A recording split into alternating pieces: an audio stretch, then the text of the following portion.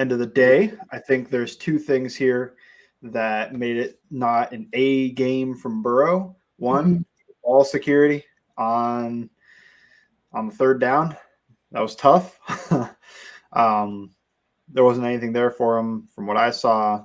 I didn't have great eyes on him. I mean, it's broadcast view. And he goes to try to pull it and run. You're getting wrapped up. Two hands, tuck, fall down. You're not going to break two guys' tackles and go pick up a first down with your legs, man. At some point, you got to know when to kill things. And it doesn't mean that you should turtle up whenever he's about to get hit, but just make sure that when you're dead to rights, you don't make things worse. And the other part was one of the more important plays of the game was that pressure that Spags brought, and he ended up getting a sack on it. Burrow didn't recognize it. I think if he recognized it, he would have been able to toss the ball up to Chase. From what I could tell, it looked like they pretended to put a double team on Chase, and then they blitzed the safety that was over there. And he came from depth, and he got there quick. It was a great play call, great execution from the Chiefs. Got to give him some credit there, but also would hope that the quarterback – I mean, Chase can double the whole game. I get why he just probably killed it in his mind pre-snap, but just confirm things post-snap. Just when you get the ball, just confirm, okay, double, and then shoot your head over. I know that's easy for me to say. I'm not the one out there getting chased by 300-pound athletes, but also I think it's fair to say, like, hey, confirm that post-snap, and if it's not there, just you've got a guy that's going to be that I think is one of the best receivers in the league. Let him go prove why.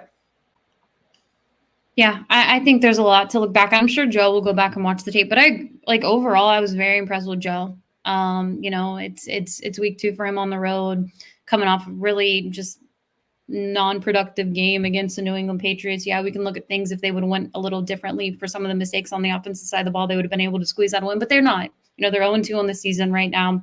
And offensively, for me personally, look, more than likely getting T. Higgins back. You're utilizing Jermaine Burton a little earlier than I thought they would. Eric Gall was a part of the offense today. Zach Moss, Chase Brown. Who knows if they put Mims in there too on the offensive line. So for me personally, and maybe I'm trying to find some kind of positive out of this game, still very frustrating result when they had the opportunities to win the game and control the game, but it just never works out like that. It's never over until it's 0-0. It just never is with this team. You could feel really good about a lead and feel confident about it, but you just never know how the end's going to turn out. And for me, there were a lot of positives for me. I even think, and I'm going to get into Lou too, but I thought it was one of Zach Taylor's better games as an OC. He picked it up week 2 here instead of week 4. So cool. Yeah. It seems like it usually takes till week 4. I don't know. They need the Kansas City wake up game because they're not going to come in flat to this game. But no. Yeah, I thought it was a well called game. Like any of the play calling criticisms, I kind of just went like, eh. Like the main ones I saw were like, why'd they throw the ball on second down? And my reaction to that is, it was open. Like, what do you mean? Like, why'd they throw it? Like, who cares? The ball should have been complete. I wasn't too mad on the offense, honestly. And I'm sure, obviously, Joe would want the ball back when he fumbled it. Of course, he would love to have that ball back, and of course, those receivers who dropped the passes would love to have those balls back. But unfortunately, they couldn't get it done. It kind of felt like we knew how the ending was going to go with a couple minutes left. But offensively, look, I hope they keep that same energy because this team is talented. And guess what? You get guys like Burton, you got Eric Gall, you even Drew Sample utilizing the tight end room, Mike Gesicki catching a few more of those balls. They do have weapons that could be a lot of fun to work with this season. Yeah. And Joe having time will be incredible. So there's a lot that I actually feel my confidence is a little bit better at week 2. Again, 0-2 is not fun. If I can put any silver lining on it, because there's a lot like Albert Breer and some of the other writers are like, look, I'm not going to be surprised if the Cincinnati Bengals and the Kansas City Chiefs are playing against each other on January 26th in the AFC Championship game again. Again, we are really early on in the season, but the Baltimore Ravens are 0-2 on the season. One of the teams picked to win the AFC North. It's a long season, but you got to take advantage of some of these opportunities. The Bengals have one coming up against the Commanders next Monday night. But not to get too far into that, I want to flip to the defensive side really quickly. I thought Lou had a good game. I know a lot of people, and he always does against Patrick. Honestly, Patrick had several mistakes in this game. He obviously made the game play to the receiver with the pass interference call towards the end of the game, did enough there. They were able to run early on with Pacheco, even with some of the defensive line injuries. I was impressed with them. I hate that not to be like, oh, why would they call that there or anything like that. I hate that it came down to that because I thought it was great job by the defense to even get that stop on the 4th down. But I thought Lou and this defense, there's some encouraging things to see. Obviously, you want some of these injuries to be okay, and we'll find out more with Sheldon Rankins. Credit to him. Guy went right back in the game after dealing with an injury. B.J. Hill to be determined. That part's a little bit scary, but overall, I was impressed with what we saw on the defensive side of the ball when it comes to the 14 missed tackles we saw in week 1. Yeah, they shored that up. I was going to add one quick thing on the offense. All the tight end usage. Cool. It was my article. I don't know. Maybe somebody read it. Maybe they saw that internally. The first play of the game being a 13 personnel under center play fake to Drew Sample. I was like, cool. It's it's exactly what I want. Comes to the defense. Would it surprise you to know, with as well as Pacheco ran, that Chase Brown generated more expected points in 4 plays than Pacheco did in 19 plays? No. It surprised me when I loaded that up. No, not at all. 100% success rate today, and generated 1.7 EPA, while Pacheco generated 0.9 on a 53% success rate.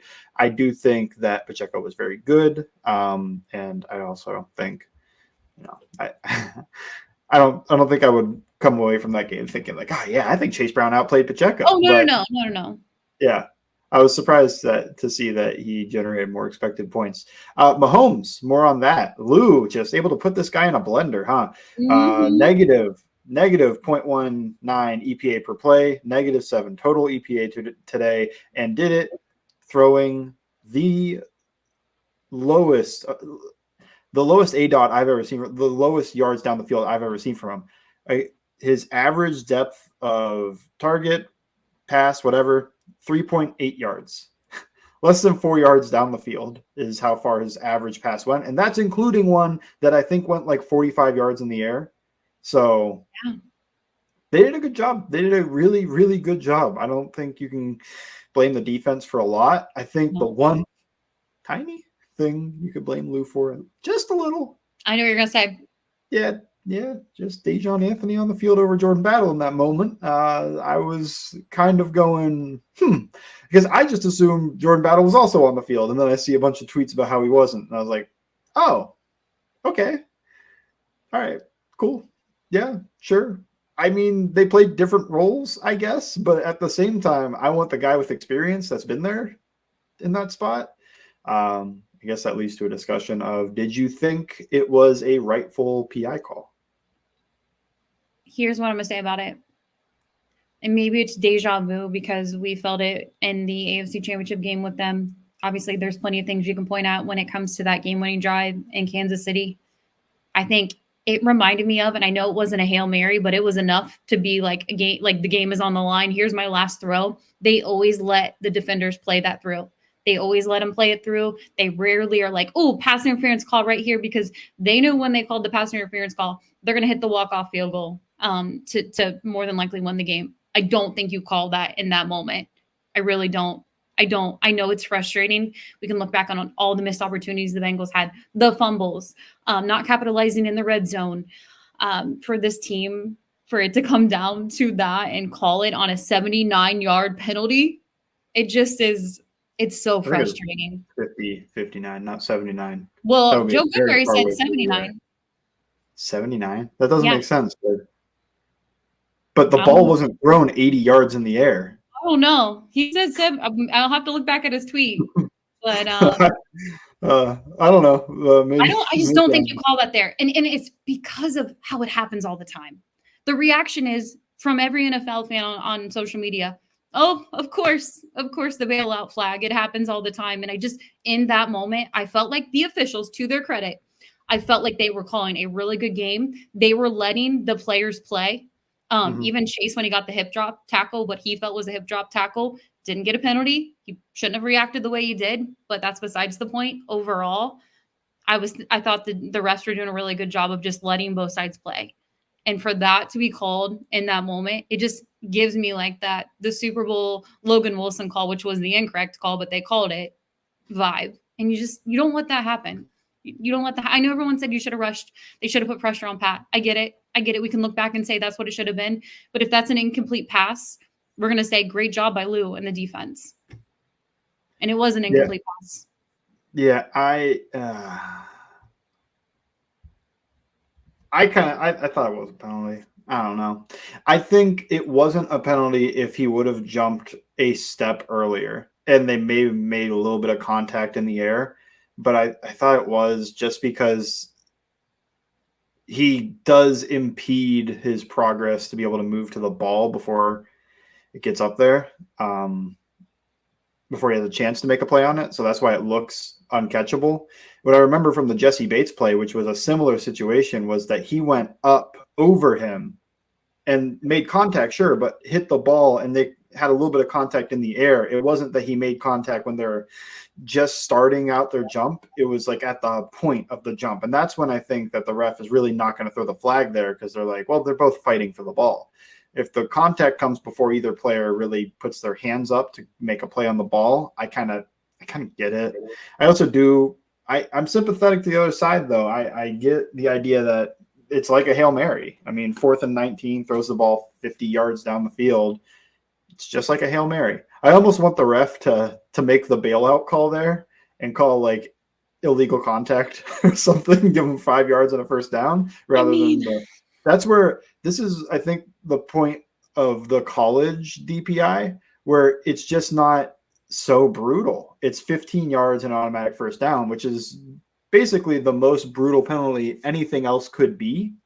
But this can be 70 yards. It could be however many yards. So I more so just wanted a better play on the ball than anything. I mean, the Bengals got a call on the play before with the hands to the face. Rightful call. Not saying that as like they got bailed out too.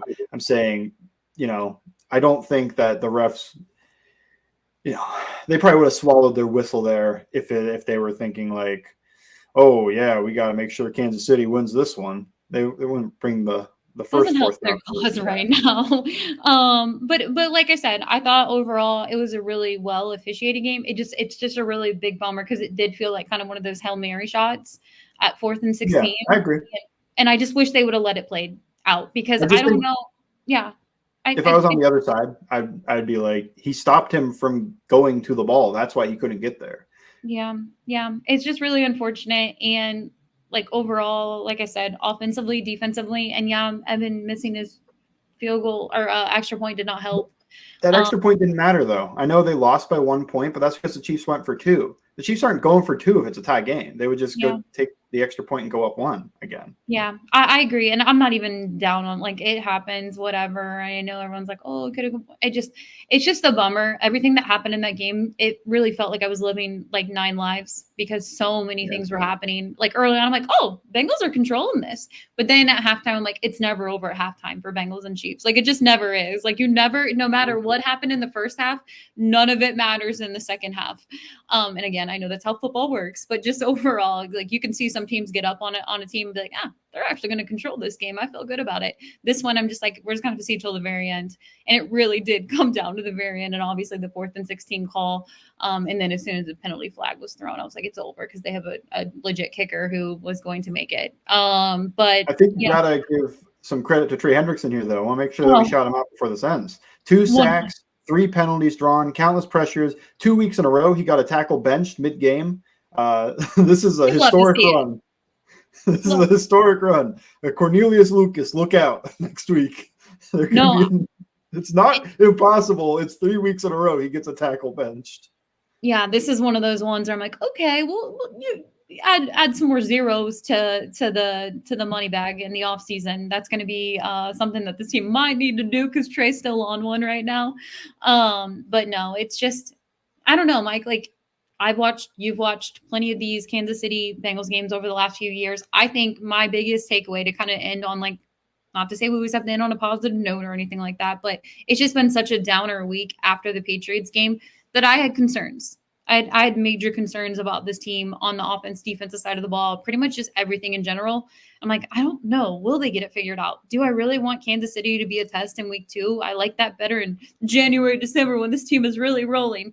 And they didn't do enough to win, but I don't know. I 0-2 is obviously unfortunate, not ideal, but I don't know. I believe, seeing different things on the offensive side of the ball, getting T. Higgins back, which I think is going to be it's going to be so huge for this offense.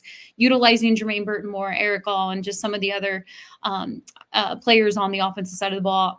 I don't know. I feel a certain way that it's not the worst feeling in the world. Not like those AFC Championship games that are gut punch when you lose those, but I don't know. I'm not too down right now, as maybe I will be in a couple weeks. But I think this team could really. I think this team could be 2-2. I truly do. I still think that they can get to 2-2, right back where they. Why, if you look at the schedule, why would anybody not think that they could get to 2-2? I mean, it's the Commanders and the Panthers. They look like two of the worst teams in the league. So, and I don't think the Patriots do. I think people misread the Patriots. Mm-hmm. They almost beat the Seahawks today. I was trying to say that the Patriots have a very well-coached defense, and it's a good defense, and they'll keep them in games. Jacoby Brissett, he's a pro. He's not some bum out there that can't throw the ball. Now, should the Bengals have won that game? Yeah. I think they're a good team. They should go out there and beat teams that are like middling and scrappy. But I just think everybody jumped the gun on the Patriots and have the number 1 overall pick type thing when it looks like there's far worse teams out there. Like the Panthers. You can even look at you could look at the AFC North right now. The Cleveland Browns, I watched them today. I felt like I was watching a preseason game. I mean, they obviously won. They did enough to win the game, but I'm just like, all right. Ravens The Jaguars will be a good team once they can get the gun off of their leg that shoots themselves in the foot every game. Every quarter. It's not even every game. It's every quarter you see something, you just go like, Jags. I feel like objectively you should leave this experience and go, yeah, I'm pretty happy with where the Bengals are headed. I think there should be concern about BJ Hill being ruled out with the hamstring.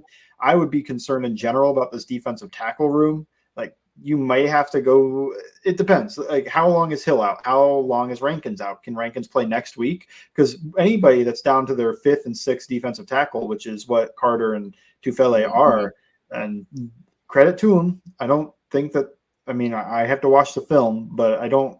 No. I thought they had a worse game today than they did last week, but they're not playing at a level that I think is like, you can't succeed with these guys on the field. I think they're at least, surviving. Yeah, no, I 100% agree. And obviously it's only 2 weeks of football, but just from last year's experience when they lost Joe Burrow and there were 7 weeks of football left, and it felt like such a bummer because this team was really getting on a roll. They had the Niners game. They obviously lost to the Texans in a game that they could have won, should have won. Then they were rolling in that first quarter against the Baltimore Ravens. I was like, oh, they're really getting it. They're going to find a way to win this division. And then Joe was out, and then the season was just over. There were 7 games left, and the season was over. I know they still won a few games in between, but it was just like, oh, all the air out of a balloon. And for me, starting 0-2, obviously not ideal, but go to the next game, play with the same energy, offensive, defensive side of the ball. You have the playmakers. Obviously, defensive line is still something that's going to be a concern until we get injury updates. But overall, I don't know. I feel like I'm taking away more positives out of this game versus if it would have been another sleepwalk and they would have just got their butts kicked at Arrowhead. I think you can look at this game, who I felt like this team was a laughingstock on the national media stage this week. And I get it when you lose to the Patriots, but again, Patriots put up a fight against the Seahawks today. They were legit defense. I think it's really easy to do that. But I think the story is going to change a little bit. Not that all of that matters and nobody should need validation from the national media or anything like that. But I think you have to look at this game and say, oh, the Bengals, I don't think they're going anywhere. I really don't. I don't think they're going to be the Bungles, how a lot of people were starting to see them after week 1. I think there's a lot to say, oh, I remember this feeling. But it's just different because it's happening in week 2 and not in week 3, 4, and 5 when things start to get rolling. And hopefully they continue to do that. So that's how I'm taking it. It's obviously a bummer because there were opportunities in back-to-back weeks even in the game they played poorly in the New England Patriots.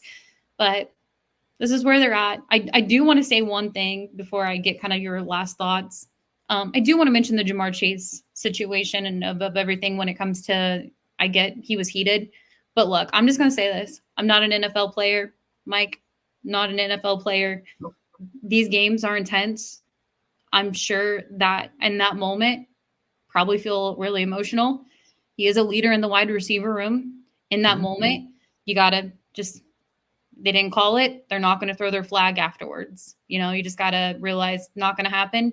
Don't need Joe, don't need Zach to calm you down, and just realize, okay, it didn't happen. We move on. And I think Jamar will learn that. He's been a leader since the day they drafted him. And I truly, I can't wait to see what he's going to continue to do with this offense. I can't wait until they extend him next offseason. It was just an unfortunate situation, and I'm not too down on Jamar for that. I don't think they lost the game because they got a 15-yard penalty and they'll lost it down, obviously. It's just an unfortunate thing that was added to that game. Yeah, that was frustrating. Glad they could get back in field goal range because that could have been a big shift. Instead, it was more of like a small shift where they couldn't pick up the first down anymore. But they're still able to get back in field goal range, kick the field goal. Because, the initial worry is when you get a flag like that around the 35, you have just kicked yourself from pretty good field goal position to you're probably not making this. Yeah. So they're able to get it back, kick the field goal. All good. I do think you don't want to be put in a situation where that could take points off the board. I think I don't want to protect refs here because, it's not like he actually physically assaulted him or anything, just yelled. But at the same time, when you said your piece the first time and your quarterback is trying to drag you away, I think that's the point of like, okay. And like you can immediately go complain and yell all you want in the huddle to the teammates, whoever wants to listen to you. That ref's not listening to you. And I know it's frustrating, but I guess he was kind of listening, but it's like he's not listening to your points. He does not care. Doesn't care. They get yelled at all the time. I'm not trying to protect him. I don't think a ref should throw a flag just because they get yelled at, but that is kind of like the NFL world that you live in, so you have to adapt to it. It's not really fair, but stinks. And, some things just aren't really fair. I also, watching that play, he wanted a hip drop called because there was no face mask. He did kind of come behind him and drop the weight, but I know the hip drop is specific for swinging the legs, dropping the weight, and that didn't happen. Also, it seems like the refs have kind of come together and just been like, hey, we're not calling hip drop tackles. They're not calling that. They are not calling it at all. I'm all for. I'm all for them not calling it. Stupid. Yeah, but I think he's also upset about that because it's a dangerous play and he has a lot of money riding on this season. So he's not, he's not protected for his future in the same way that some players are. So that play is going to probably sting a little bit more for him right now than it would have if he got a deal or next year when he might have a deal. He's trying to protect himself too, make sure the refs are protecting him. So like, I get why it happened, but when you say your piece the first time, just get out of there. Just get out of there because he's not listening. Yeah, no, I agree. And they move on. They move on to the Commanders. We'll get to all that. You'll look back at the tape. We'll talk about that this week. Any last thoughts as we wrap up? No, I would be pretty happy. And if they don't go 2-2, I think that is where desperation would strike. But yeah, just a little preview of I would think there's no reason to freak out. Yeah. We'll have more later this week. Make sure you check out Mike, all Bengals, over on Twitter, Bengals_Sands. You can follow me at LNDS Patterson. Thank you, as always, for listening to It's Always Game Day in Cincinnati.